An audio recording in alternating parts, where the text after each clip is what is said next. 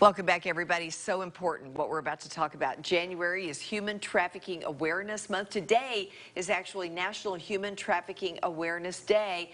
Tara Davis with the Community Coalition Against Human Trafficking is here to talk about some things that you may not be aware of. Thank you so much for taking time. Thank you for getting the word out. Absolutely.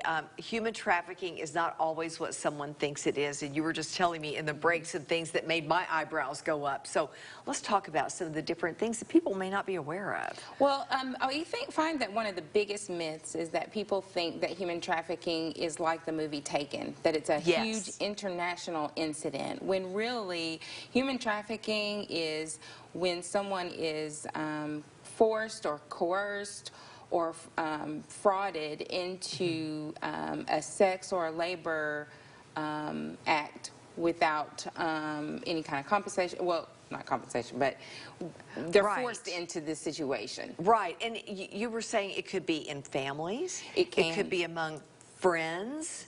All kinds of things. So give us a scenario, if you will, of something that people may not think would be a case of human trafficking. A lot of what we see here in East Tennessee and across the state, because human trafficking is happening in every zip code of the state of Tennessee. Wow. So it's not unique to any one area, unique or to rural or to cities.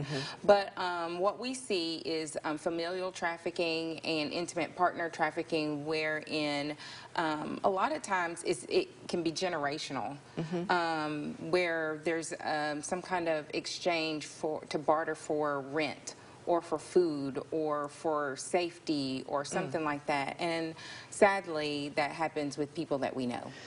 You know, and there are signs we can watch out for. Sometimes they're subtle, but what are some of the red flags, I guess? Some of the things that you can look at, I don't want to single out any one thing because, you know, any one thing could mean anything in any context. But some of the things that we have seen with those who've experienced trafficking, or they don't have control of their belongings, or they don't have their identification.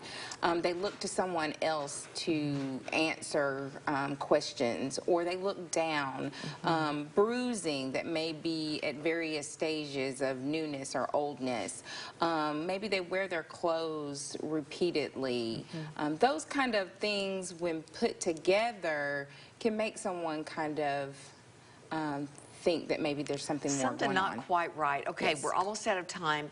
Here's a big question. What can we do to help without endangering that person even more? The biggest thing that we can do as a community is raise the awareness.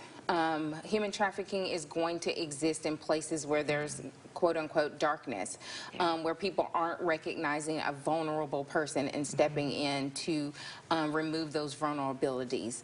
So awareness is the biggest thing. We never want anybody to interject themselves into a situation, but visit our website, ccaht.org, and we have hotline numbers on there if someone suspects something that they can call. Thank you so much for all you do. We appreciate it. And be sure to check out that website.